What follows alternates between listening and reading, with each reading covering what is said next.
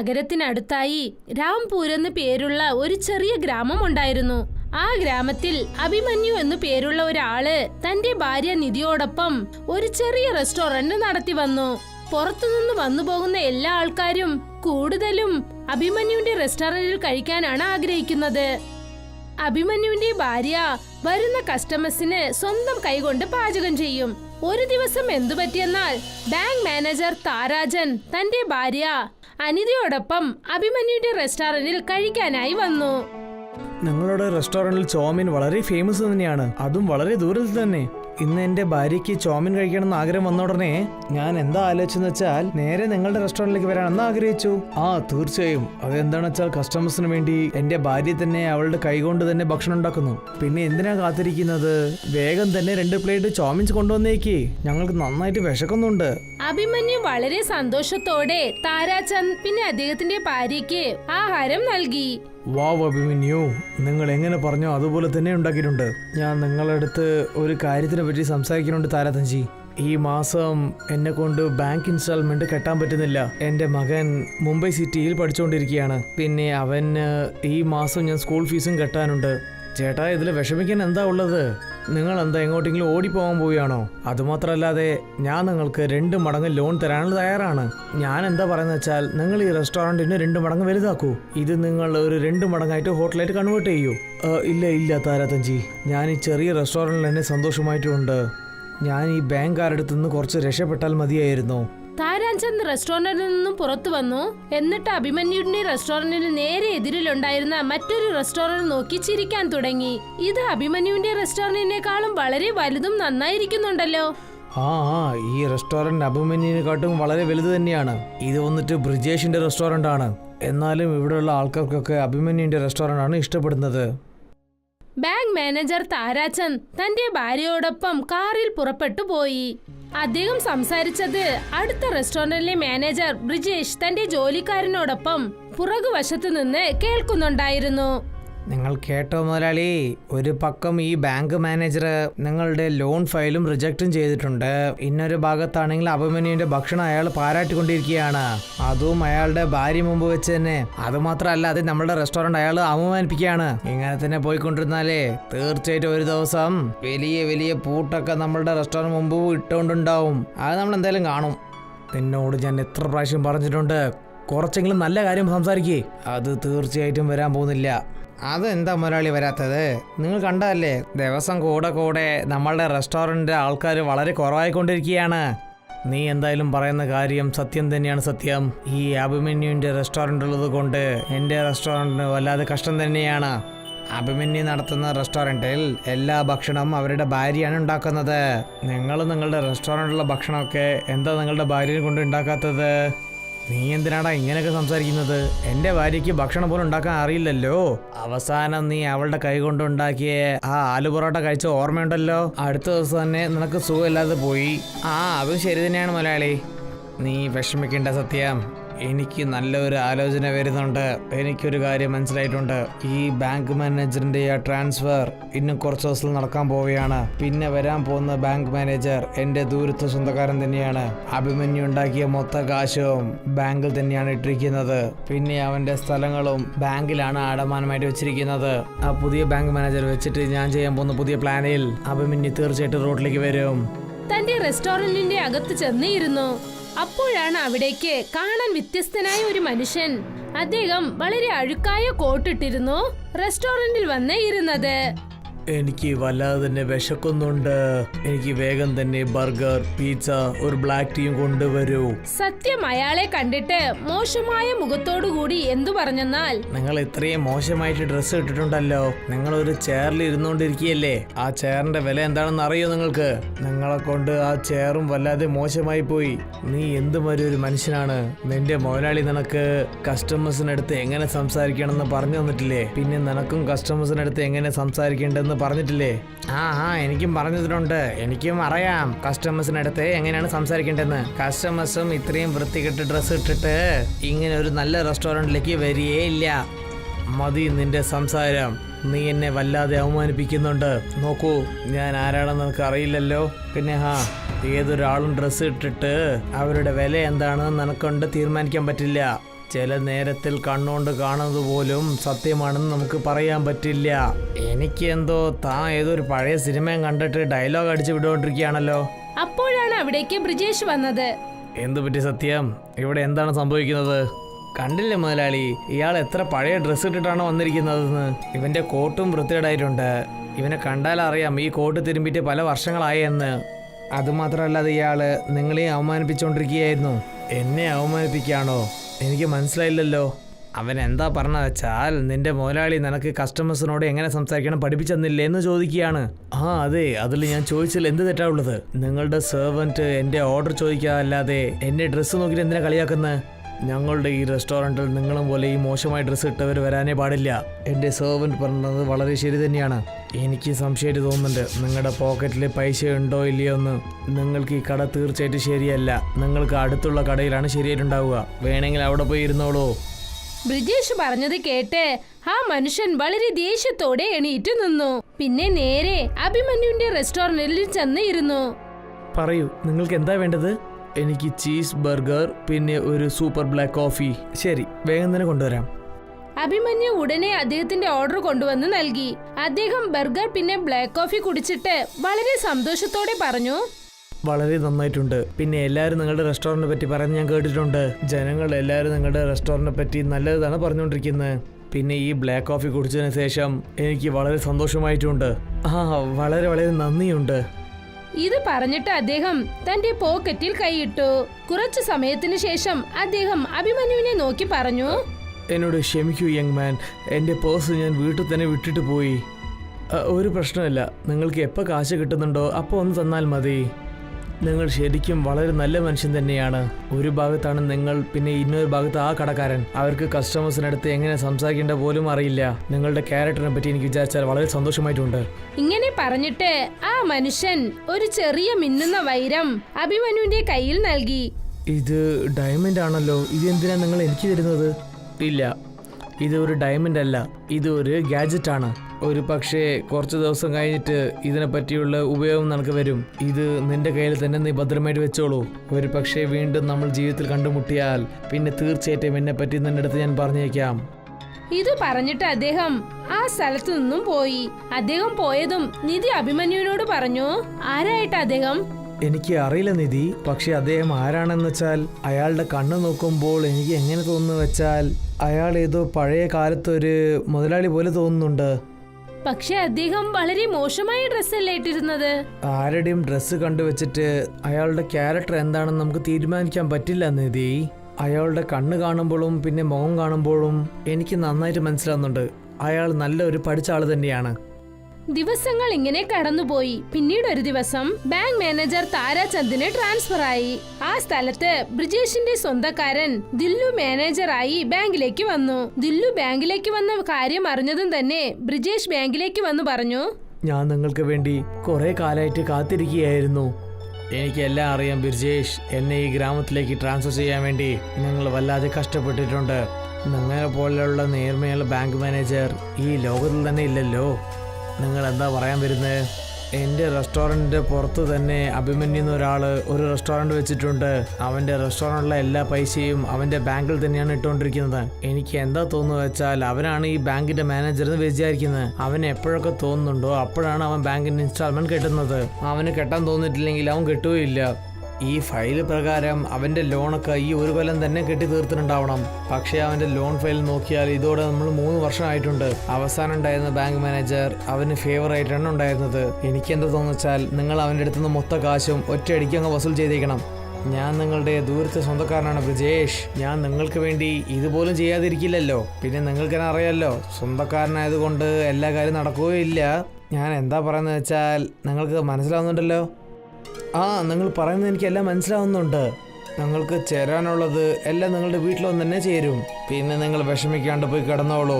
ഇന്നും 24 മണിക്കൂറിൽ തന്നെ അഭിമന്യു റോഡിലെത്തി എന്ന് പറഞ്ഞ ന്യൂസ് നിങ്ങളുടെ ചെവിയിലേക്ക് എത്തും. അടുത്ത ദിവസം തന്നെ ബാങ്ക് മാനേജർ ദില്ലു എല്ലാ പേപ്പറും എടുത്തുകൊണ്ട് അഭിമന്യുവിന്റെ റെസ്റ്റോറന്റിലേക്ക് പോയി. എന്നിട്ട് ബാങ്കിന്റെ എല്ലാ കാശും മൊത്തമായി നൽകാനായി പറഞ്ഞു. എന്നെ കൊണ്ട് എല്ലാ പണവും ഒറ്റയടിക്ക് കെട്ടാൻ പറ്റില്ല. എനിക്ക് കുറച്ചെങ്കിലും സമയം തരണം. ബാങ്കിൽ നിങ്ങൾക്ക് 1 വർഷം സമയം തന്നിട്ടുണ്ട്. പക്ഷേ ഇതിനു മുമ്പുള്ള ബാങ്ക് മാനേജർ എന്നെ ഇതുപോലെ കട്ടായപ്പെടുത്തിയിട്ടില്ലല്ലോ. അയാൾ പഴയ മാനേജറാണ്, പക്ഷെ ഞാൻ പുതിയ മാനേജറാണ്. നിങ്ങൾക്ക് ഈ ഒറ്റൊരു ദിവസം സമയമുള്ളൂ. നിങ്ങൾ ഈ ഒരു ഒറ്റ ദിവസം കൊണ്ട് തന്നെ 25 ലക്ഷം റുപ്യ നിങ്ങൾ കെട്ടിയേ പറ്റുള്ളൂ. ഇല്ലെങ്കിൽ നിങ്ങളുടെ ഈ റെസ്റ്റോറൻറ്റ് ബാങ്ക് അങ്ങ് ജപ്തി ചെയ്തേക്കും. പിന്നെ ഓർമ്മിച്ചോളൂ, എനിക്ക് ഇതിൽ മുഴുവൻ അധികാരമുണ്ട്. ഇങ്ങനെ പറഞ്ഞിട്ട് ദില്ലു അവിടെ നിന്നും പോയി. അഭിമന്യു പാവം ഒരു ദിവസം കൊണ്ട് ഇത്രയും കാശുണ്ടാക്കാൻ പറ്റിയില്ല. ബാങ്ക് മാനേജർ വളരെ ബുദ്ധിപൂർവം അഭിമന്യുവിന്റെ റെസ്റ്റോറന്റ് പിന്നെ വീട് ജപ്തി ചെയ്തു. പിന്നെ അഭിമന്യുവിനെ വീട്ടിൽ നിന്നും പുറത്താക്കി. ഭാര്യയും ഭർത്താവും അവർ രണ്ടുപേരും 2 ദിവസം വിശപ്പോടെ ഇരുന്നു. അപ്പോഴാണ് അഭിമന്യുവിന് പെട്ടെന്ന് എന്തോ ഓർമ്മ വന്നത്. അദ്ദേഹം തന്റെ കോട്ടിന്റെ പോക്കറ്റിൽ നിന്നും അതേ വൈരം എടുത്തു. ഇത് അതേ വൈരമല്ലേ കാണാൻ വളരെ അഴുക്കായിരുന്ന ആ മനുഷ്യൻ തന്നത്? ഞാൻ എന്താ ആലോചിക്കുന്ന വെച്ചാൽ ഈ വൈരക്കല്ല് മാർക്കറ്റിൽ വിൽക്കാമെന്ന് വിചാരിക്കുന്നു. പെട്ടെന്ന് ആ വൈരം അദ്ദേഹത്തിന്റെ കയ്യിൽ നിന്നും നഴുവി താഴെ ചെന്ന് വീണു. പിന്നെ 4 വശത്തും പല നിറത്തിലുള്ള പ്രകാശം ഉണ്ടായി. കുറച്ചു സമയത്തിനകം തന്നെ അഭിമന്യുവിന്റെ മുൻപിൽ ഒരു റെസ്റ്റോറന്റ് വന്നു. ഇതെങ്ങനെയാ സാധിച്ചത്? അദ്ദേഹം ഒരു പക്ഷേ മന്ത്രവാദിയായിരിക്കുമോ? ഇല്ല നിധി, എനിക്കൊരു ഓർമ്മ വന്നിട്ടുണ്ട്. അയാൾ എന്താ പറഞ്ഞ വെച്ചാൽ ഇതൊരു വൈരക്കല്ലല്ല, ഇതൊരു ഗാഡ്ജറ്റ് എന്ന് പറഞ്ഞു. ഇതിൻ്റെ ഉള്ളിൽ ഇത്രയും ഭംഗിയുള്ള റെസ്റ്റോറന്റ് ഒളിപ്പിച്ചിട്ടുണ്ടല്ലോ. വരൂ, നമുക്ക് ഇതിൽ പോയി നോക്കാം. നിധിയും അഭിമന്യുവും ആ റെസ്റ്റോറന്റിന്റെ അകത്ത് ചെന്നു. അവര് നോക്കിയപ്പോൾ ആ റെസ്റ്റോറന്റിനകത്ത് വെയിറ്ററിന്റെ രൂപത്തിൽ റോബോട്ട് ജോലി ചെയ്തുകൊണ്ടിരുന്നു. മിസ്റ്റർ, നിങ്ങൾക്ക് നമസ്കാരം. റെസ്റ്റോറന്റിന്റെ പുതിയ മുതലാളി പിന്നെ അവരുടെ ഭാര്യയും. അഭിമന്യു സന്തോഷം കൊണ്ട് നിലവിളിച്ചുകൊണ്ട് പറഞ്ഞു, ഇത് വളരെ അത്ഭുതമായിട്ടുണ്ട് നിധി. പറയൂ മുതലാളി, ഈ റെസ്റ്റോറന്റ് എങ്ങോട്ടാണ് കൊണ്ടുപോയി വെക്കേണ്ടത്? എന്താ പറയുന്നത്? നിങ്ങളുടെ ഈ റെസ്റ്റോറൻറ്റ് നിങ്ങളുടെ ഇഷ്ടം പോലെ തന്നെ നിങ്ങൾക്ക് എവിടെ വേണമെങ്കിലും പോയി വെച്ചേക്കാം. ഇത് നിങ്ങൾ പറയുന്ന എല്ലാ കാര്യങ്ങളും കേൾക്കും.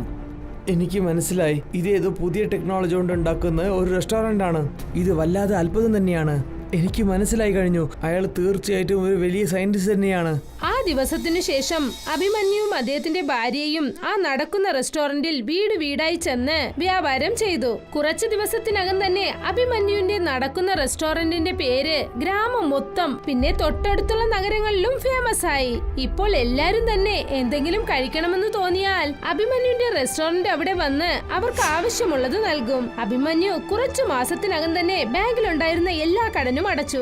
എന്തെങ്കിലും ചെയ്യും മുതലാളി, നിങ്ങൾ അവനെ റോഡിലേക്ക് വിട്ടു കഴിഞ്ഞു. എന്നാലും അവൻ റോഡിൽ നടക്കുന്ന റെസ്റ്റോറൻറ്റ് ഉണ്ടാക്കിയിട്ടുണ്ടല്ലോ. എനിക്കും ഒരു കാര്യം മനസ്സിലാവുന്നില്ല സത്യം. ഇത് എങ്ങനെയാണ് സംഭവിച്ചിരുന്നത്? മുമ്പ് പോലെ തന്നെ എൻ്റെ റെസ്റ്റോറൻറ്റിന് വീണ്ടും 2-3 പേരെ വരുന്നുള്ളൂ. ഇപ്പോൾ അവരും മര്യാദയ്ക്ക് വരുന്നില്ലല്ലോ. എന്താ മുതലാളി പറയുന്നത്? നമ്മളെ റെസ്റ്റോറൻറ്റിൽ ലാസ്റ്റ് 2-3 മാസമായിട്ട് ഒരാൾ പോലും വരുന്നേ ഇല്ല. ഞാനാണ് ഇവിടെ അവിടെ ഇരുന്നിട്ട് ഇങ്ങനെ ഈ അടിച്ചുകൊണ്ടിരിക്കുന്നത്. നീ ഒന്നും വിഷമിക്കണ്ട, ഞാൻ ഇന്ന് തന്നെ അഭിമന്യുവിൻ്റെ കഥ തീർത്തേക്കാം. നിങ്ങൾ എന്താ ചെയ്യാൻ പറ്റും മുതലാളി? ഞാൻ ആ റെസ്റ്റോറൻറ്റ് ബോംബ് വെച്ച് പൊട്ടിക്കാൻ പോവുകയാണ്. ആർക്കൊക്കെ ആവശ്യമുള്ള റെസ്റ്റോറൻറ്റ് അവരുടെ കൂടെ തന്നെ ചേർന്ന് പോയി നിൽക്കുന്നു കേട്ടിട്ടുണ്ട്. ആ റെസ്റ്റോറൻറ്റ് നമ്മുടെ വീട്ടിലടുത്തേക്ക് കൊണ്ടുവരാൻ നോക്കൂ. അതിനുശേഷം ആ സ്ഥലത്ത് തന്നെ ആ മൊത്ത കളിയും നമ്മൾ അവിടെ തീർത്ത് വെച്ചേക്കാം. ബ്രിജേഷ് പറഞ്ഞത് കേട്ടിട്ട് സത്യം ആ റെസ്റ്റോറന്റ് തന്റെ വീട്ടിലേക്ക് വളരെ തന്ത്രപൂർവ്വം വരുത്തി. ബ്രിജേഷും സത്യമും ആരും അറിയാതെ ആ റെസ്റ്റോറന്റിനകത്ത് കയറി. ബ്രിജേഷിന്റെ കയ്യിൽ വലിയൊരു ബോംബ് ഉണ്ടായിരുന്നു. പക്ഷെ പെട്ടെന്ന് റെസ്റ്റോറന്റിനകത്ത് സൈറൻ അടിക്കാൻ തുടങ്ങി. പിന്നെ ഒരു റോബോട്ടിന്റെ കൂട്ടം ബ്രിജേഷിനെയും സത്യത്തിനെയും ചുറ്റിവളച്ചു. നിങ്ങളുടെ കയ്യിൽ ബോംബുണ്ട്. ഇതെങ്ങനെ നിങ്ങൾക്കറിയാം? ഇത് നിങ്ങൾക്ക് എങ്ങനെ ചെയ്യാൻ പറ്റി? അപ്പോഴാണ് അവിടേക്ക് അഭിമന്യുവും നിധിയും വന്നത്. നിങ്ങൾ ഇങ്ങനെയാണ് ചെയ്യാന്ന് എനിക്ക് അറിയാം ബ്രിജേഷ്. നിങ്ങൾ തീർച്ചയായിട്ടും ഇതുപോലെ മോശമായുള്ള കാര്യം ചെയ്യുന്നത് എനിക്കറിയാം. അഭിമന്യു ഇങ്ങനെ പറഞ്ഞതേ ഉള്ളൂ. അപ്പോൾ ആ സ്ഥലത്തേക്ക് ആ മോശമായി കണ്ട ആള് ഇപ്പോൾ അദ്ദേഹം വളരെ ശുദ്ധമായ വസ്ത്രം അണിഞ്ഞിരുന്നു. ചിരിച്ചുകൊണ്ട് അവിടേക്ക് വന്നു. എന്നെ നിങ്ങൾ കണ്ടിട്ട് വല്ലാതെ ഷോക്കാവണമെന്ന് ആവശ്യമില്ല. എൻ്റെ പേര് പ്രൊഫസർ ഹോക്കിൻസ്. ഞാൻ വളരെ ഒരു വലിയ സയൻറ്റിസ്റ്റ് തന്നെയാണ്. പിന്നെ ഈ നടന്നു പോകുന്ന റെസ്റ്റോറൻറ്റ് കണ്ടുപിടിക്കാൻ വേണ്ടി എനിക്ക് വല്ലാതെ കഷ്ടമായിട്ടുണ്ട്. അന്ന് ഇത് ഞാൻ യൂസ് ചെയ്യുമ്പോഴാണ് എൻ്റെ ഡ്രസ്സ് അഴുക്കായി പോയത്. വളരെ സന്തോഷത്തോടെ ഞാൻ അഭിമന്യു റെസ്റ്റോറൻറ്റ് കഴിക്കാൻ വേണ്ടി പോയിരുന്നു. അപ്പോഴാണ് പുറത്തുള്ള ബ്രിജേഷും പിന്നെ ആ ജോലിക്കാരനും സംസാരിക്കുന്നത് ഞാൻ കേട്ടുകൊണ്ടിരുന്നു. അപ്പോഴാണ് എനിക്ക് മനസ്സിലായത്, തീർച്ചയായിട്ടും ഈ അഭിമന്യുവിൻ്റെ ജീവിതത്തിൽ നിങ്ങൾ എന്തെങ്കിലും പ്രശ്നമുണ്ടാക്കുമെന്ന് എനിക്കറിയാം. പക്ഷെ നീ വിഷമിക്കുകയേ വേണ്ട, ഇത് നിനക്ക് സ്വന്തം തന്നെയാണ്. ഇതേപോലെ തന്നെ ഞാൻ കുറേ ഗാഡ്ജറ്റ്സും ഉണ്ടാക്കിയിട്ടുണ്ട്. പോലീസ് സത്യം പിന്നെ ബ്രിജേഷിനെ അറസ്റ്റ് ചെയ്ത് ജയിലിലേക്ക് അടച്ചു. അഭിമന്യുവിന്റെ കൈവശം ഇന്നും ആ നടക്കുന്ന റെസ്റ്റോറന്റ് ഉണ്ട്. വളരെ പണ്ട് പണ്ട് നടന്നൊരു കഥയാണ്. പണ്ട് ബ്രിട്ടീഷുകാർ ഇന്ത്യയിലുണ്ടായിരുന്ന സമയത്ത് ആരൊക്കെ അവരുടെ പ്രവർത്തനങ്ങളെ എതിർത്തിരുന്നുവോ അവരെയൊക്കെ ബ്രിട്ടീഷുകാർ തങ്ങളുടെ ജയിലിൽ അടയ്ക്കുമായിരുന്നു. എത്ര കാലം നമ്മളിങ്ങനെ ഈ കഷ്ടപ്പാട് സഹിക്കേണ്ടി വരും? ഇവിടെ കിടന്ന് നരകിക്കാൻ തുടങ്ങിയിട്ട് 14 കൊല്ലമായി.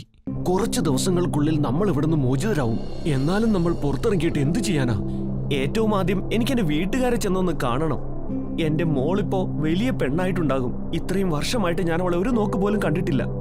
ശിവനും ഗോപാലനും ബ്രിട്ടീഷുകാരുടെ കള്ള ആരോപണങ്ങളാൽ ജയിലിൽ പെട്ടുപോയതാണ്. വർഷങ്ങളുടെ കഠിന തടവിനു ശേഷം അവർ കാത്തിരുന്ന അവരുടെ മോചന ദിവസം എത്തി. അവർ രണ്ടുപേരും വളരെയധികം സന്തോഷത്തിലായിരുന്നു. നിങ്ങൾ കാര്യങ്ങളെല്ലാം മനസ്സിലാക്കിയെന്ന് ഞാൻ പ്രതീക്ഷിക്കുന്നു. നമ്മൾ തമ്മിൽ കണ്ടുമുട്ടാനുള്ള ഒരു അവസരം നിങ്ങൾ ഉണ്ടാക്കിയെടുക്കരുത്. ശിവനും ഗോപാലനും ജയിൽ മോചിതരായ ഉടനെ അവരവരുടെ വീടുകളിലേക്ക് പോയി. രണ്ടുപേരും ഒരേ ഗ്രാമത്തിലാണ് ജീവിച്ചിരുന്നത്. ശിവൻ തന്റെ മോളെ കാണുന്നതോർത്ത് ഒരുപാട് സന്തോഷിച്ചു.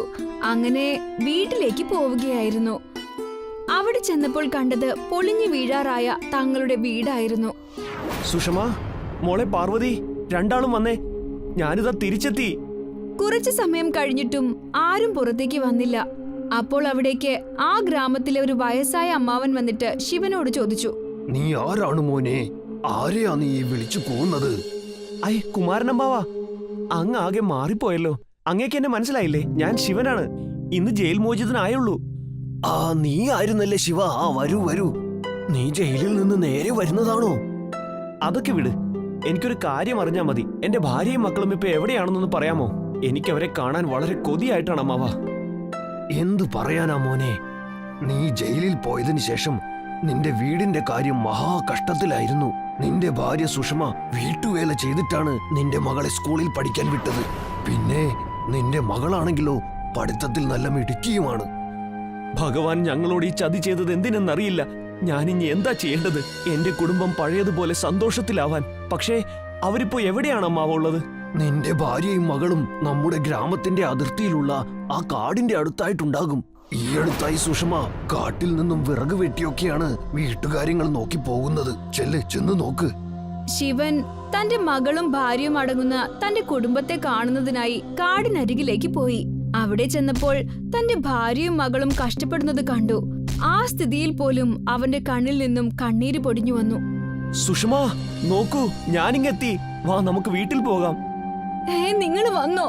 നമ്മൾ ഇവിടുന്ന് ഇനി ആ വീട്ടിൽ പോയിട്ട് എന്ത് കാര്യം? ഒരു സാധനം കഴിക്കാനോ കുടിക്കാനോ അവിടെയില്ല. അവിടെയുള്ള സാധനങ്ങൾ എന്തെങ്കിലും ഉപയോഗിക്കാനും സാധിക്കില്ലല്ലോ. പിന്നെ എങ്ങനെ ജീവിക്കാൻ അവിടെ? നീ അതൊന്നും ഓർത്ത് വിഷമിക്കണ്ട. നീയും മോളും എന്റെ കൂടെ വാ. നമുക്ക് ഒന്നിച്ച് ജീവിക്കാം. വേണ്ട അച്ഛാ, എനിക്ക് അച്ഛാന്ന് വിളിക്കാൻ പോലും പേടിയാ. എല്ലാരും ഞങ്ങളെ ഉപദ്രവിച്ച് കഷ്ടപ്പെടുത്തിയ ഈ അവസ്ഥ ഉണ്ടായത്. ഞങ്ങൾ ഇനി കാണാൻ വരുമ്പോ എന്റെ അച്ഛൻ ഒരു പണക്കാരനായിട്ട് വേണം വരാൻ. ശിവൻ തന്റെ കുടുംബത്തിന്റെ പെരുമാറ്റത്തിൽ വല്ലാതെ വിഷമിച്ചു. അവൻ അവിടുന്ന് ഒന്നും മിണ്ടാതെ വളരെയധികം സങ്കടത്തോടെ ഇറങ്ങി നടന്നു. നടന്ന സകല കാര്യങ്ങളും ഗോപാലനോട് പറഞ്ഞു. എനിക്കറിയാം കൂട്ടുകാരാ, നമ്മൾ രാജ്യത്തിനു വേണ്ടിയാണ് ജയിലിൽ പോയത്. എന്നിട്ട് നമുക്ക് കിട്ടിയ പ്രതിഫലമോ? നമുക്കെന്തെങ്കിലും ജോലി കണ്ടുപിടിക്കണം. ആരെങ്കിലും എവിടെയെങ്കിലും നമുക്കൊരു ചെറിയ ജോലിയെങ്കിലും തരാതിരിക്കില്ല. ശിവനും ഗോപാലനും കൂടെ പലയിടങ്ങളിലും ജോലി തേടി നടന്നു. എന്നാൽ അവരുടെ ജയിൽവാസത്തെക്കുറിച്ച് അറിയുന്നതോടെ അവർ ജോലിക്ക് ആരും എടുക്കാതെയായി. ഈ ഗ്രാമം മുഴുവൻ നമ്മൾ അലഞ്ഞു തിരിഞ്ഞു നടന്നിട്ടും ഒരു കാര്യവുമില്ല. വരൂ, നമുക്കൊരു സ്ഥലം വരെ പോകാം. അവിടെ ഒരു ഭക്ഷണശാലയുണ്ടെന്ന് കേട്ടു. നമുക്കെന്തായാലും അവിടെ ഒരു ജോലി തരപ്പെടുത്താൻ നോക്കാം. ഭാഗ്യമുണ്ടെങ്കിലോ? ശിവനും ഗോപാലനും അവിടെ ചെന്ന് എന്തെങ്കിലും ജോലി കിട്ടുമോ എന്ന് തിരക്കി. അപ്പോഴവിടുത്തെ മുതലാളിയുടെ ഭാര്യ അവരോട് പറഞ്ഞു, ഇവിടുന്ന് ഇറങ്ങി പൊയ്ക്കോണം. നിങ്ങളെ പോലുള്ള കള്ളന്മാരെ എങ്ങനെ വിശ്വസിക്കും? നിങ്ങൾ ഇവിടുന്ന് ഞങ്ങളെയും പറ്റിച്ച് എന്തേലുമൊക്കെ എടുത്തോണ്ട് കടന്നു കളഞ്ഞാലോ? പൊയ്ക്കോണം അവിടുന്ന്. അവർ രണ്ടുപേരും വലിയ നിരാശയോടെ അവിടുന്ന് മടങ്ങി. എത്രയൊക്കെ ശ്രമിച്ചിട്ടും പലയിടങ്ങളിൽ അന്വേഷിച്ചിട്ടും അവർക്കൊരു ജോലിയും കണ്ടെത്താനായില്ല. അപ്പോൾ ശിവൻ ഗോപാലിനോട് പറഞ്ഞു, ഇതെല്ലാം ആ ജയിൽവാസം കൊണ്ട് സംഭവിച്ചതാ. നമ്മൾ ജയിലിൽ കിടന്നില്ലായിരുന്നുവെങ്കിൽ ഇതൊന്നും സംഭവിക്കില്ലായിരുന്നു. എന്നാൽ നമുക്ക് അങ്ങോട്ട് തന്നെ പോകാം. അവർ രണ്ടുപേരും അത്രയും നാൾ കിടന്ന ജയിലിനടുത്തേക്ക് തന്നെ പോയി. അവിടെ ചെന്ന് ആ ബ്രിട്ടീഷുകാരനായ ജയിലറോട് അവർ രണ്ടുപേരും ചേർന്ന് പറഞ്ഞു, നിങ്ങൾ ഞങ്ങളെ ഒരു കാര്യവുമില്ലാതെ ഇത്രയും വർഷം ജയിലിലടച്ചു. ആ ഒരൊറ്റ കാരണം കൊണ്ട് മാത്രം ഞങ്ങൾക്കിന്ന് എവിടെയും ഒരു ജോലി പോലും കിട്ടുന്നില്ല. ഞങ്ങളുടെ കുടുംബമാണെങ്കിലോ അവർക്കെല്ലാവർക്കും ഞങ്ങളെ കാണുന്നതേ പേടിയാണ്. കാൽ കാശിന് വകയില്ലാത്ത നിങ്ങൾ വീണ്ടും ഇവിടെ വന്നിരിക്കുന്നു. നിങ്ങൾ എന്താ ആഗ്രഹിക്കുന്നത്? ഞങ്ങൾ എന്താ ചെയ്തു തരേണ്ടത്? നിങ്ങൾ ഞങ്ങൾക്ക് ജോലി തരണം. വേറെന്താ? ഞങ്ങൾക്കൊരു ജോലിയും കിട്ടുന്നില്ല. നിങ്ങളെ പോലെയുള്ളവരെ കണ്ട് കണ്ട് എനിക്ക് മടുത്തു പോയിരിക്കുന്നു. എപ്പോഴും വരും നിങ്ങളെ പോലെയുള്ള കുറ്റവാളികൾ ഇവിടെ ജോലിയും ചോദിച്ചുകൊണ്ട്. എന്ത്? ഞങ്ങളെപ്പോലെ മറ്റുള്ളവരുമുണ്ടെന്നോ? അവരെവിടെ ചെന്നാൽ കാണാൻ പറ്റുമെന്നൊന്ന് പറയാമോ? ധാനിയെ കണ്ടുപിടിച്ചാൽ മതി. ഞാൻ നിങ്ങളുടെ ജോലിക്കാരനാണോ? ശിവനും ഗോപാലനും തൊഴിലില്ലാതിരിക്കുന്ന എല്ലാ ജയിൽ പുള്ളികളെയും അന്വേഷിച്ചു. വളരെ കഷ്ടപ്പെട്ട് അവർ ഒരുപാട് പേരെ സംഘടിപ്പിച്ചു. ശിവൻ അവരോട് പറഞ്ഞു, നമുക്കാർക്കും ഒരു ജോലിയും കിട്ടുന്നില്ല.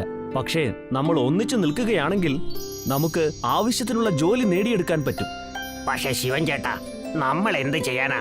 നമുക്കാണെങ്കിൽ ഒന്നും ചെയ്യാനും അറിയില്ല, ജോലിയാണെങ്കിൽ ഒരിടത്തും കിട്ടാനുമില്ല. ശരിക്കും അതെ, നമ്മളിപ്പോ സമൂഹത്തിന് വേണ്ടതായിട്ടുണ്ട്. അപ്പൊ നമ്മൾ പുതുതായിട്ട് എന്തോന്ന് ചെയ്യാനാ? നിങ്ങൾക്കാകെ ഭക്ഷണം കഴിക്കാൻ മാത്രം അറിയുള്ളൂ, വേറൊന്നും അറിയില്ലേ? നാണമാവുന്നില്ലേ നിങ്ങൾക്ക്? ഭക്ഷണം ഉണ്ടാക്കാനൊക്കെ ഞങ്ങൾക്കറിയാന്നേ. ഭക്ഷണത്തിന്റെ കാര്യം പറഞ്ഞപ്പോഴാ നമുക്കൊരു ഹോട്ടൽ തുറന്നാലോ? അങ്ങനെ ജനങ്ങൾക്ക് ഭക്ഷണം കൊടുത്തുകൊണ്ട് നമുക്ക് പൈസ സമ്പാദിക്കാം. വേണ്ട, അതൊന്നും ശരിയാവില്ല. എനിക്കതൊന്നും അറിയില്ല.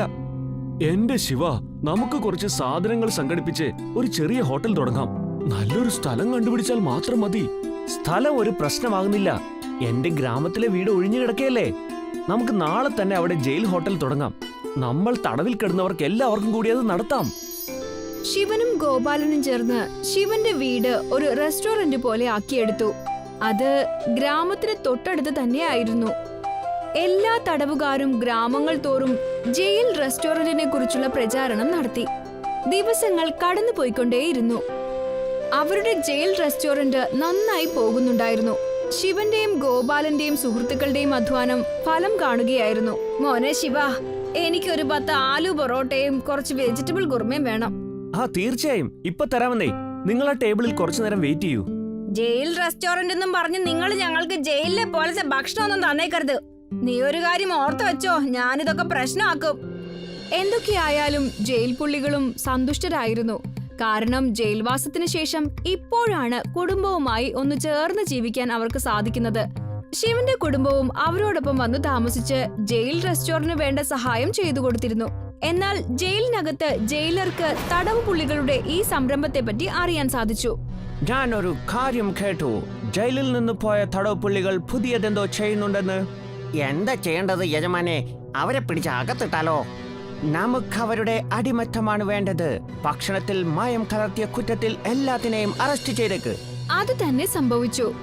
ജയിലറും സൈനികരും കൂടി ജയിൽ റെസ്റ്റോറന്റിലേക്ക് എത്തി. അതിനുശേഷം അവരെ ഭക്ഷണത്തിൽ മായം കലർത്തിയെന്ന കുറ്റത്തിന് അറസ്റ്റ് ചെയ്യാൻ തുടങ്ങി. നിങ്ങളെ മായം കലർന്ന ഭക്ഷണം വിൽക്കുന്ന കുറ്റത്തിന് ഞാൻ അറസ്റ്റ് ചെയ്യാൻ പോവുകയാണ്. കാൽ കാശിന് വിലയില്ലാത്ത നിങ്ങൾ ജയിലിൽ തന്നെയാണ് ഡിസർവ് ചെയ്യുന്നത്, അല്ലാതെ മുതലാളിമാരല്ല. ജയിലറും അദ്ദേഹത്തിന്റെ കൂടെ വന്ന മറ്റ് സൈനികരും ചേർന്ന് അവരെ അറസ്റ്റ് ചെയ്യാൻ ഒരുങ്ങിയപ്പോൾ എല്ലാ ഗ്രാമീണരും അവിടേക്ക് ഒത്തുചേർന്നു. ജയിലർ അവരോട് പറഞ്ഞു, നിങ്ങൾ എത്രയും പെട്ടെന്ന് ഇവിടെ നിന്ന് പിരിഞ്ഞു പോണം, ഇല്ലെങ്കിൽ എല്ലാത്തിനെയും പിടിച്ച് ജയിലിലിടും. നിങ്ങളെയും ഒരു പാഠം പഠിപ്പിക്കണമെന്ന് തോന്നുന്നു. ഇവിടെയുള്ള എല്ലാറ്റിനെയും അറസ്റ്റ് ചെയ്ത് ജയിലിലാക്കിയേക്കൂ.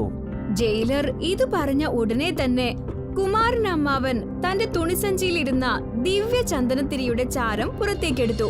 എന്നിട്ട് അവരോട് പറഞ്ഞു, എന്റെ കയ്യിൽ നിങ്ങൾ കാണുന്ന ഈ ദിവ്യ ചന്ദനത്തിരിയുടെ ചാരമുണ്ടല്ലോ, ഇത് മാന്ത്രികതയുള്ളതാണ്.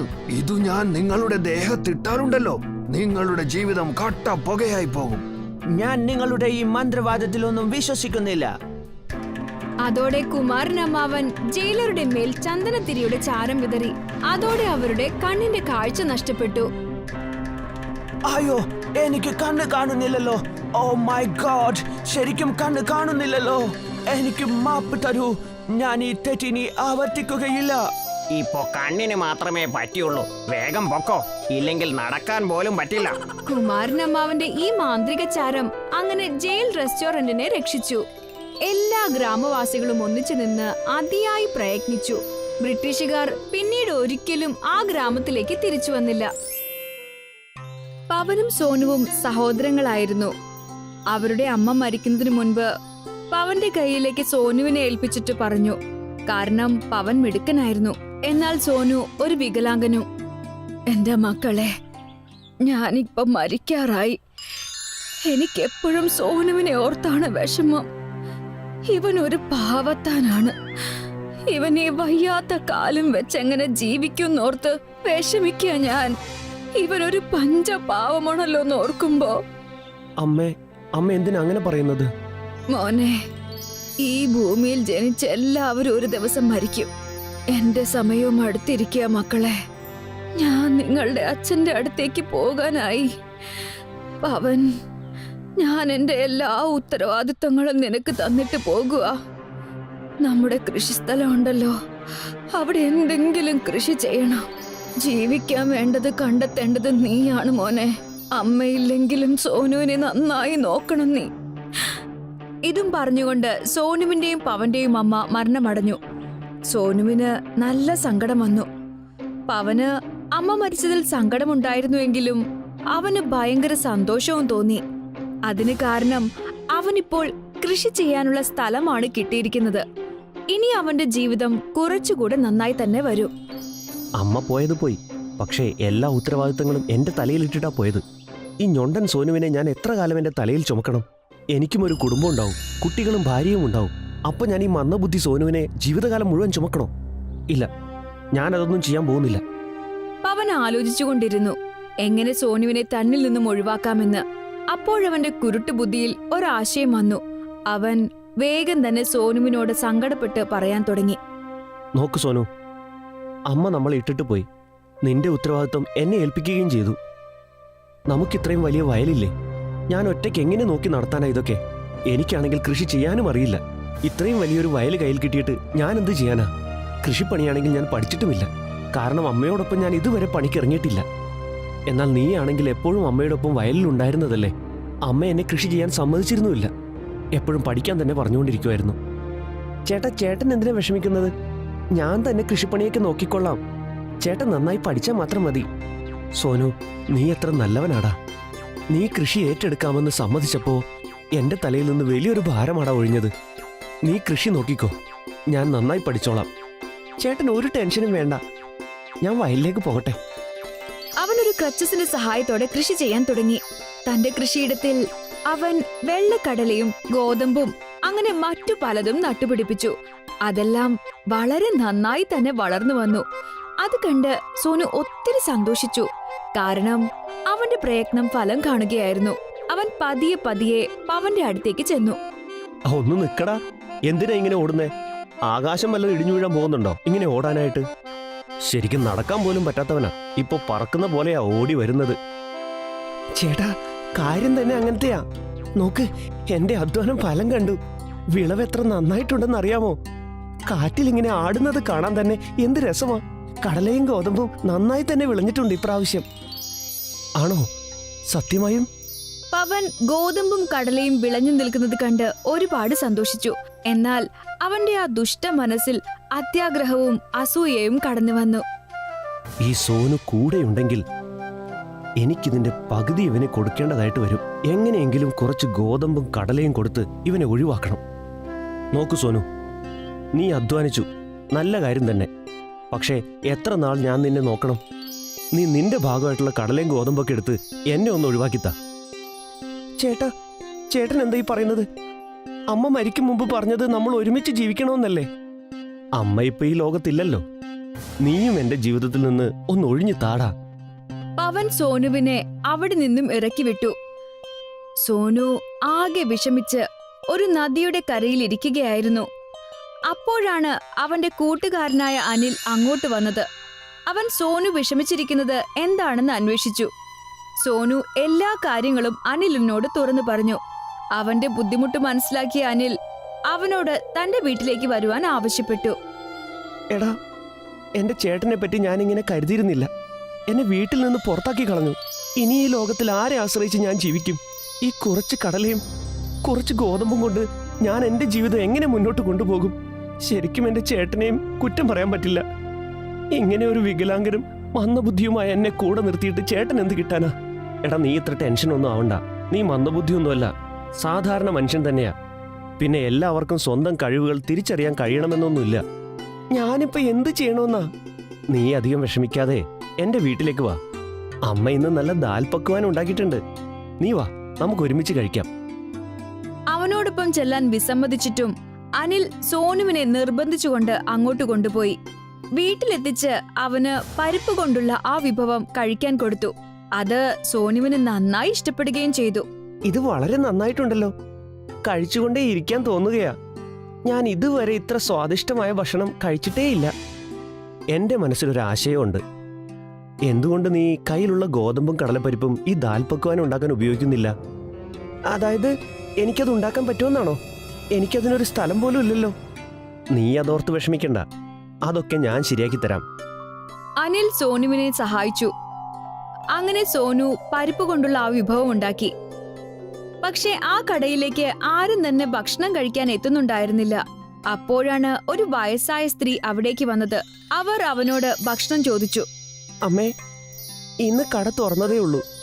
ഇതുവരെ ആരും വന്നിട്ടില്ല. നിങ്ങളാണ് കടയിലേക്ക് ആദ്യമായിട്ട് വന്ന ആൾ. നിങ്ങൾക്ക് എന്തായാലും ഞാൻ ദാൽ പക്വാൻ കഴിക്കാൻ തരാം. പക്ഷേ മോനെ, ഇന്ന് നിന്റെ കച്ചവടത്തിന്റെ ആദ്യ ദിവസമല്ലേ? ഭക്ഷണത്തിന് പകരമായി നിനക്ക് തരാൻ എന്റെ കയ്യിൽ ഒന്നുമില്ല മോനെ. നിങ്ങളുടെ കയ്യിൽ വില മതിക്കാനാവാത്ത ഒന്നുണ്ടല്ലോ. അത് നിങ്ങൾ തരുന്ന അനുഗ്രഹമാണ്. നിങ്ങൾ എന്നെ ഒന്ന് അനുഗ്രഹിച്ചാൽ മതി. എന്നിട്ട് ഈ ദാൽ പക്വാൻ കഴിച്ചാലും. അവർ ആ ദാൽ പക്വാൻ കഴിച്ച് സന്തുഷ്ടയായി. അവർ അവരുടെ സഞ്ചിയിൽ നിന്നും കുറച്ച് കടലപ്പരിപ്പെടുത്ത് കയ്യിൽ പിടിച്ചു. എന്നിട്ട് പറഞ്ഞു, എന്റെ കയ്യിൽ നിനക്ക് തരാനായി പണമായിട്ടൊന്നും തന്നെ ഇല്ല മോനെ. പക്ഷേ ദാ ഈ കടലപ്പരിപ്പുണ്ടെന്റെ കയ്യിൽ. ഇതെന്റെ അനുഗ്രഹമായി കണ്ടുകൊണ്ട് നീ ഇത് സൂക്ഷിച്ചോളൂ. ഇതിൽ കുറച്ചെടുത്ത് നീ ഉണ്ടാക്കുന്ന വിഭവത്തിൽ ചേർക്കണം. ഇതും പറഞ്ഞുകൊണ്ട് അവർ അവിടെ നിന്നും പോയി. അടുത്ത ദിവസം സോനു വീണ്ടും ഭക്ഷണമുണ്ടാക്കാൻ തുടങ്ങി. എന്നിട്ട് ആ ഭിക്ഷക്കാരി കൊടുത്ത പരിപ്പ് കൂടി അതിലേക്ക് ചേർത്തു.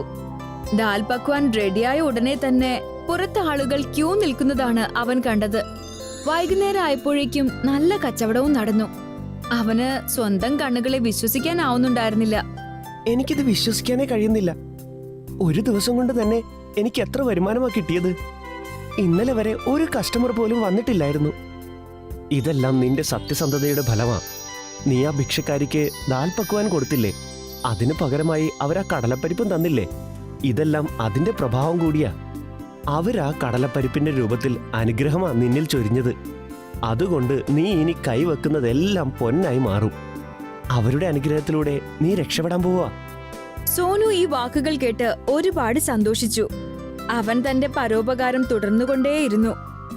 അവനുണ്ടാക്കുന്ന ഭക്ഷണം എല്ലാവരും വയറു നിറച്ച് കഴിച്ചു കഴിഞ്ഞും ബാക്കിയായി കഴിയുമ്പോൾ അവനത് വീടുകളിൽ അടുപ്പ് പുകയാത്ത ദരിദ്രരായവർക്കിടയിൽ കൊണ്ടുപോയി പങ്കുവെച്ചു കൊടുക്കുമായിരുന്നു. അങ്ങനെ പട്ടിണിയുള്ള വീടുകളിൽ ഭക്ഷണം എത്തിച്ചു കൊടുത്ത് അവരുടെ അനുഗ്രഹവും നേടി. പിന്നീട് അധികം താമസിയാതെ സോനു വലിയൊരു ധനികനായി മാറി. സോൻപൂർ ഗ്രാമം ബാംബു കൃഷിക്ക് പ്രസിദ്ധമായിരുന്നു. അവിടെ വർഷങ്ങളായി ബാംബു കൃഷി നടന്നിരുന്നു. ദിനേശിനും ബാംബുവിന്റെ കൃഷിസ്ഥലം ഉണ്ടായിരുന്നു. അയാളുടെ മകനായ രാജേഷും അയാളുടെ ഒപ്പം ജോലി ചെയ്യുന്നുണ്ടായിരുന്നു. മോനെ രാജേഷ്, ഇന്നലെ വന്ന ബാംബുവിന്റെ ഓർഡർ അത് നീ കയറ്റി വിട്ടായിരുന്നോ?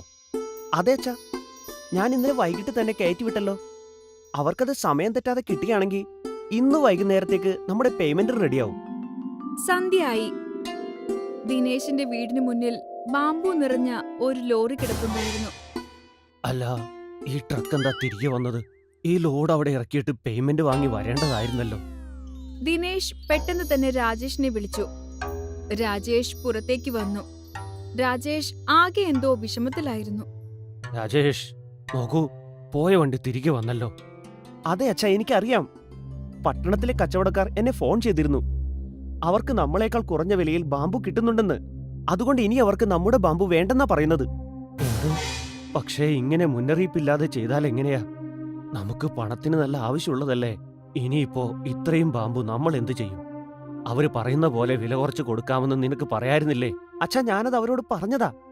പക്ഷെ അവർക്ക് വില കുറച്ചാലും നമ്മുടെ ബാംബു വേണ്ടെന്നാ പറയുന്നത്. ഞാൻ അവരോട് പകുതി വിലക്ക് വരെ തരാൻ സമ്മതമാണെന്ന് സംസാരിച്ചു നോക്കിയതാ. എന്നിട്ടും അവർക്ക് താല്പര്യമില്ല.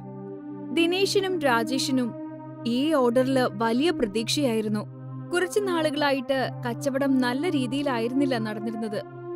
ഇപ്പോ ഈ ഓർഡർ കൂടി ക്യാൻസൽ ആയപ്പോ മുന്നോട്ടുള്ള വഴി ഇരുളടഞ്ഞതുപോലെ അവർക്ക് രണ്ടാൾക്കും തോന്നി. ഒരു ദിവസം രാജേഷ് ദിനേശിന്റെ അടുത്തേക്ക് ചെന്നു. എന്നിട്ട് പറഞ്ഞു, അച്ഛൻ അധികം ആലോചിച്ച് വിഷമിക്കണ്ടോ. ഇത്രയും ബാമ്പു എന്ത് ചെയ്യണമെന്ന് എന്റെ മനസ്സിലൊരു ഐഡിയ ഉണ്ട്. എന്താ മോനെ ചെയ്യാൻ പോകുന്നത്? എനിക്കാണെങ്കിൽ ഒരു വഴിയും തെളിഞ്ഞു കാണുന്നില്ല. ഞാൻ എൻ്റെ എല്ലാ സുഹൃത്തുക്കളെയും വിളിച്ച് സഹായം ചോദിച്ചതാ. പക്ഷേ അവരാരും നമ്മളെ സഹായിക്കാൻ തയ്യാറല്ല.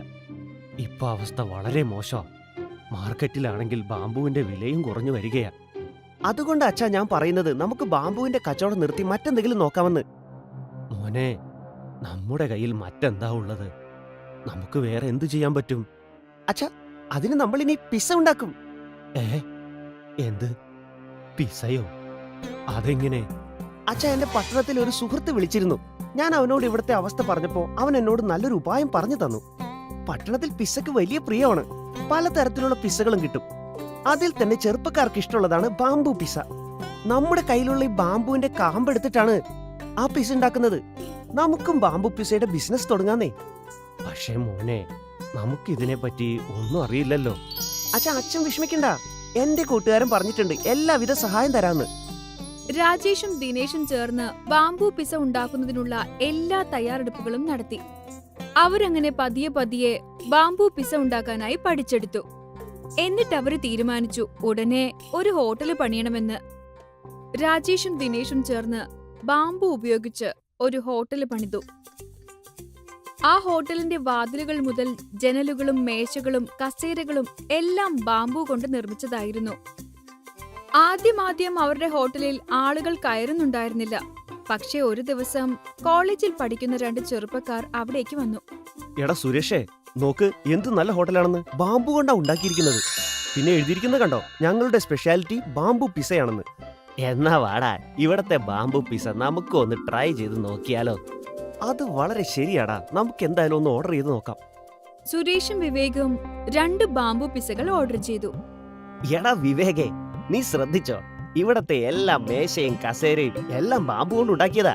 ബാംബു കൊണ്ട് എത്ര നന്നായിട്ട് അലങ്കരിച്ച് വെച്ചിരിക്കുന്നത്. ഇന്നത്തെ ഈ പ്ലാസ്റ്റിക് ലോകത്തിൽ ഈ എക്കോ ഫ്രണ്ട്ലി ഹോട്ടൽ നല്ല ഐഡിയ ആണല്ലോ. ഇതേപോലെ നമ്മൾ എല്ലാവരും എക്കോ ഫ്രണ്ട്ലി സാധനങ്ങൾ ഉപയോഗിക്കേണ്ട ആവശ്യമുണ്ട്. ഞാൻ ഈ ഹോട്ടലിന്റെ മുതലാളിയോടൊന്ന് സംസാരിക്കട്ടെ. ഇങ്ങനെ ഹോട്ടൽ ഉണ്ടാക്കാനുള്ള പ്രചോദനം എന്താണെന്ന്. സുരേഷും വിവേകും ദിനേശിനെ വിളിച്ചുകൊണ്ട് കാര്യങ്ങൾ അന്വേഷിച്ചു. ശരിക്കും നിങ്ങളുടെ ഹോട്ടൽ വളരെ നന്നായിട്ടുണ്ട്. നിങ്ങൾ എങ്ങനെയാ അത് ചെയ്തത്? അവർ 2 പേരോടും ദിനേശ് തന്റെ കഥ പറഞ്ഞുകൊടുത്തു. അവർക്ക് 2 പേർക്കും ദിനേശിന്റെ ഈ കഥ വളരെയധികം ഇഷ്ടപ്പെട്ടു. ചേട്ടന്റെ ബിസിനസ് ഒക്കെ നന്നായിട്ട് പോകുന്നുണ്ടോ? എങ്ങനെ ലാഭമൊക്കെ ആയി തുടങ്ങിയോ? നോക്കൂ, ഞങ്ങൾ ഇത് വലിയ ലാഭത്തിലൊന്നുമല്ല കൊണ്ടുപോകുന്നത്. പക്ഷേ എനിക്ക് നല്ല പ്രതീക്ഷയുണ്ട് ഭാവിയിൽ ലാഭം ഉണ്ടാക്കാൻ പറ്റുമെന്ന്. അതെ, നിങ്ങൾ വളരെ വ്യത്യസ്തമായാണ് ചെയ്യുന്നത്. നിങ്ങൾക്ക് തീർച്ചയായും ലാഭം കിട്ടും. ഞങ്ങൾക്ക് നിങ്ങളെ സഹായിക്കാൻ താല്പര്യമുണ്ട്. ഞങ്ങൾക്കൊരു യൂട്യൂബ് ചാനൽ ഉണ്ട്. അതിൽ ഞങ്ങൾ പുതിയ കാര്യങ്ങൾ അവതരിപ്പിക്കാറുണ്ട്. നിങ്ങൾക്ക് സമ്മതമാണെങ്കിൽ ഈ ഹോട്ടലിന്റെ കാര്യം ഞങ്ങൾ യൂട്യൂബ് ചാനലിലൂടെ അതുപോലെ തന്നെ ഇൻസ്റ്റാഗ്രാമിലൂടെയും ഒന്ന് അവതരിപ്പിച്ച് നോക്കട്ടെ. അങ്ങനെ ആളുകളിലേക്ക്, പ്രത്യേകിച്ച് ഈ കോളേജിൽ പോകുന്ന ചെറുപ്പക്കാർക്കൊക്കെ ഇതിനെപ്പറ്റി കൂടുതലായിട്ട് അറിയാൻ കഴിയും. പിന്നെ നിങ്ങൾക്ക് പ്രശസ്തിയും കിട്ടും. സുരേഷും വിവേകും അവിടുന്ന് ബാംബു പിസ കഴിച്ചു. 2 പേർക്കും അത് വളരെയധികം ഇഷ്ടപ്പെട്ടു. അവർ കോളേജിൽ അവരുടെ ഫ്രണ്ട്സിന് വേണ്ടി 10 പിസ പാക്ക് ചെയ്ത് വാങ്ങിച്ചു. അടുത്ത ദിവസം അവർ തങ്ങളുടെ ടീമിനെ കൊണ്ടുവന്ന് ആ ഹോട്ടലിന്റെ നല്ലൊരു വീഡിയോ എടുത്തു. ബാംബു പിസ ഉണ്ടാക്കുന്നതും അവർ ഷൂട്ട് ചെയ്തു. അതിനുശേഷം അവരത് തങ്ങളുടെ യൂട്യൂബ് ചാനലിലേക്ക് ഇട്ടു. നിങ്ങൾ ഞങ്ങളെ സഹായിക്കാൻ നന്നായി ശ്രമിക്കുന്നുണ്ട്. നിങ്ങൾക്ക് വളരെ വളരെ നന്ദിയുണ്ട്. അങ്ങനെയൊന്നും ഇല്ലെങ്കിൽ ഇതുപോലുള്ള കാര്യങ്ങൾ പ്രൊമോട്ട് ചെയ്യേണ്ടത് ഞങ്ങളുടെ കടമയല്ലേ? ഇന്നത്തെ ഈ ലോകത്ത് ചെറുപ്പക്കാർ ഇക്കോ ഫ്രണ്ട്ലി ആയിട്ടുള്ള, പ്രകൃതിക്ക് ദോഷം വരുത്താത്ത കാര്യങ്ങളെക്കുറിച്ച് അറിയേണ്ടത് ആവശ്യമാണ്. ഈ വീഡിയോകളിൽ നിന്ന് കിട്ടുന്ന എല്ലാ വരുമാനവും ഞങ്ങൾ നിങ്ങൾക്ക് തന്നെ തരുന്നതാണ്. വിവേക്, ദാ നോക്ക്, ബാംബു പിസയുടെ റെസിപ്പിയിൽ 1 മണിക്കൂറിനുള്ളിൽ 1 ലക്ഷം വ്യൂസ് ആയി കഴിഞ്ഞു. 10,000 ലൈക്കും 1000 കമന്റ്സും ആയി കഴിഞ്ഞു. ഇതിപ്പോ നമ്മുടെ ചാനലിലെ ഏറ്റവും പോപ്പുലർ ആയ വീഡിയോ ആയി മാറിക്കഴിഞ്ഞിരിക്കുകയാണ്. ഇനി ഈ ഇക്കോ ഫ്രണ്ട്ലി ഹോട്ടലിനെ കുറിച്ച് ഒരുപാട് ആളുകൾ അറിയാൻ പോവാണ്. അങ്കിൾ, ഇനി നിങ്ങൾ ഫേമസ് ആയി മാറും. ഇങ്ങനെ അച്ഛനും മോനും കൂടി തുടങ്ങിയ ആ ബാംബു ഹോട്ടൽ വളരെയധികം പ്രശസ്തമായി മാറി. അവർ പതിയെ പതിയെ മറ്റു പട്ടണങ്ങളിൽ കൂടി തങ്ങളുടെ ബ്രാഞ്ചുകൾ ഓപ്പൺ ചെയ്തു. അങ്ങനെ ഇക്കോ ഫ്രണ്ട്ലി ബാംബു പിസയും ബാംബു ഹോട്ടലും ലോകം മുഴുവനും പ്രശസ്തമായി.